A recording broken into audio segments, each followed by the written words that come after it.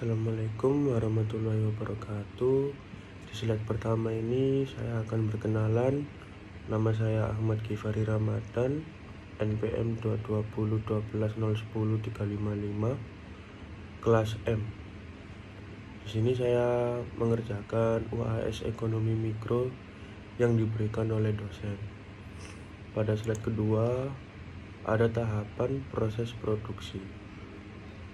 Yang nomor 1, planning atau perencanaan.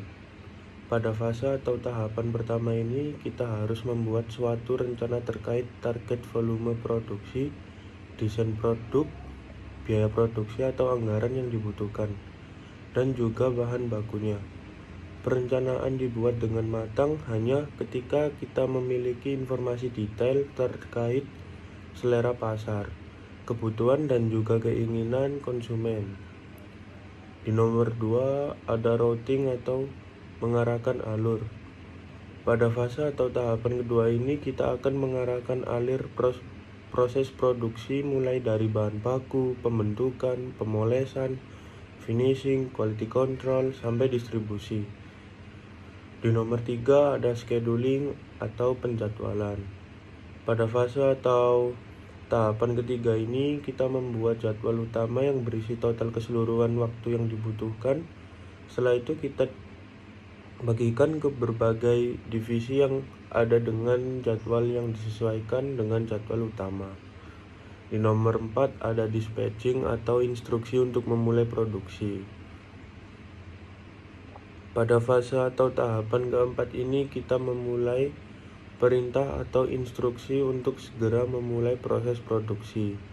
Instruksi untuk memulai produksi ini dilakukan untuk mengimplementasikan rencana, alur, juga jadwal dalam proses produksi. Di nomor 5 ada evaluasi. Pada fase atau tahapan kelima ini kita mengevaluasi proses produksi yang selama ini berjalan. Evaluasi ini dapat membantu untuk proses produksi selanjutnya agar pelaksanaan sesuai dengan perencanaan. Lanjut di slide 3, ada faktor produksi yang mendukung kegiatan produksi ke perusahaan. Di sini saya memakai perusahaan Converse. Perusahaan Converse itu yaitu kayak fashion, kayak sepatu, tas, kaos, dan lain-lainnya. Faktor produksi yang mendukung adalah yang pertama ada desain produk. Dengan desain yang bagus dan menarik, produk akan lebih cepat laku dan perusahaan meningkat lebih cepat. Nomor 2 ada kualitas produk. Kualitas produk ini sangat penting. Dengan kualitas yang terbaik dalam produk itu, maka barang akan tahan lebih lama dan mampu dipercaya oleh konsumen. Konsumen kita akan lebih puas dengan produk kita karena kualitas yang baik.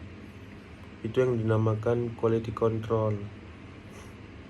Yang ketiga ada harga yang kompetitif. Dengan harga yang terjangkau, produk akan semakin diminati oleh konsumen. Dengan harga yang murah, konsumen pasti akan tergiur dengan harga yang kita. Tapi dengan harga itu kita menyesuaikan pasar juga. Yang keempat ada promosi. Promosi ini sangat penting karena sebuah produk membutuhkan promosi untuk menginformasikan, membujuk, dan mempengaruhi suatu keputusan pembelian.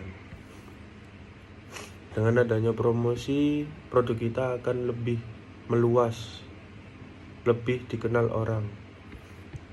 Yang terakhir ada jaringan yang luas. Jaringan yang luas ini sangat penting juga karena sebuah jaringan yang luas mampu meningkatkan kerjasama dan wawasan yang luas untuk meningkatkan hubungan perusahaan lainnya.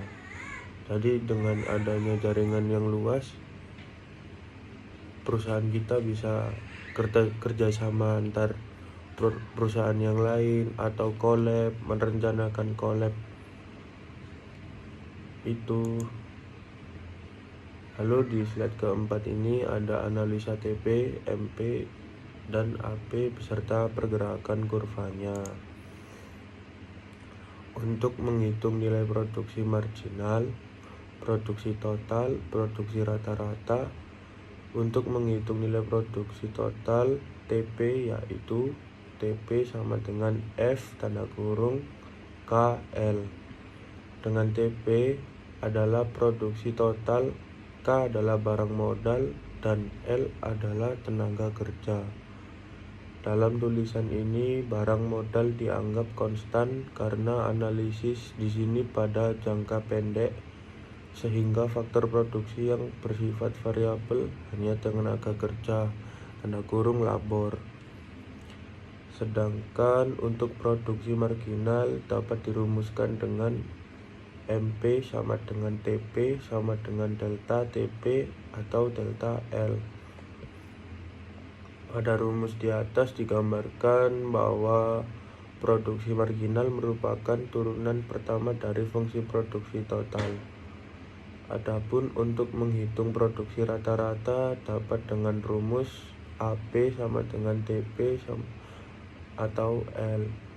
Dengan AP adalah produksi rata-rata, TP adalah total produksi, dan L adalah tenaga kerja. Seperti tabel untuk produksi marginal, produksi total, dan produksi rata-rata dapat ditampilkan pada tabel sebelah kiri. Dari paparan tabel di sebelah kiri dapat dibuatkan kurva untuk memberikan ilustrasi yang memudahkan pemahaman. Adapun kurva ilustrasi produksi marginal produk, produksi total yang biasa disebut total produk, dan produksi rata-rata yang biasa disebut average produk dapat dilihat sebelah kanan tabel. Pada kurva tersebut mengilustrasikan apa yang ditampilkan di dalam tabel yang telah diberikan. Pada kurva warna biru menggambarkan produksi total. Kurva warna orange menggambarkan produksi marginal. Kurva warna abu-abu akan menggambarkan produksi rata-rata. Adapun konsep the law of diminishing return nanti akan menjadi bagian penjelasan dari kurva tersebut. Lanjut ke slide kelima, keseimbangan produsen. Keseimbangan produsen adalah kondisi di mana produsen berupaya memproduksi secara efisien dengan memaksimumkan tingkat produksi dan meminimumkan biaya. Kondisi keseimbangan produsen dianggap produksi yang efisien. Memaksimumkan tingkat produksi akan tergambar dari kurva isokuan tertinggi yang dapat dicapai dalam keseimbangan produsen, sedangkan meminimumkan biaya akan tergambar dari isu cost yang minimum yang dapat dicapai. Pada kondisi keseimbangan produsen berupaya menggunakan faktor produksi secara efisien sehingga kondisi tersebut dicari sebagai keseimbangan produksinya. Dalam rangka mencari efisiensi tersebut, produsen akan berusaha untuk memaksimalkan output yang dihasilkan dan meminimalkan biaya. Kedua kondisi tersebut sesuai dengan yang kita pelajari pada pembahasan isu cost dan isu kuan. Di slide ke-6 ada konsep biaya produksi MC, AC, AVC, dan AFC.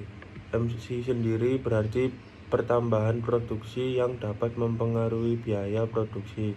AC adalah harga rata-rata semua biaya produksi dibagi dengan banyaknya output yang dihasilkan. AVC adalah biaya tambahan yang dibebankan untuk setiap unit output. AFC adalah biaya total untuk memproduksi output. Di slide ke-7 ada decrease of return scale. Decrease return to scale kalau disingkat di RTC sendiri adalah kondisi ketika proporsi peningkatan pada output produksi yang dihasilkan berada di bawah proporsi peningkatan pada input. Misalnya dengan peningkatan skala input sebesar 100%, ternyata hanya mampu menghasilkan peningkatan output sebesar 75%. Solusi yang dapat saya lakukan untuk mengatasi masalah ini dengan memberhentikan penambahan input dan tenaga kerja agar output yang dihasilkan tetap maksimum dan tidak mengalami penurunan produksi yang tidak efektif. Input akan ditambahkan lagi menyesuaikan kebutuhan produksi dan mengedepankan faktor berkelanjutan. Kelebihan dan kekurangan perusahaan saya di pasar oligopoli. Kelebihannya adalah inovasi dalam desain saya yang akan terus berkembang. Lebih mendalami terhadap teknologi dan zaman, itu lebih penting. Dapat memilih section untuk siapa dan kalangan mana secara spesifik. Susahnya produsen pesaing baru untuk bersaing dengan perusahaan kita. Kekurangannya adalah harga tidak bisa sembarangan, harus mengikuti pasar. Rawan terjadi pemborosan biaya. Ketidakmampuan perusahaan dalam bersaing dan bertahan di pasar oligopoli. Harga stabil, keuntungan jarang bisa maksimal. Oke, terima kasih. Sekian dari saya. Bila ada kesalahan kata mohon dimaafkan. Wassalamualaikum warahmatullahi wabarakatuh.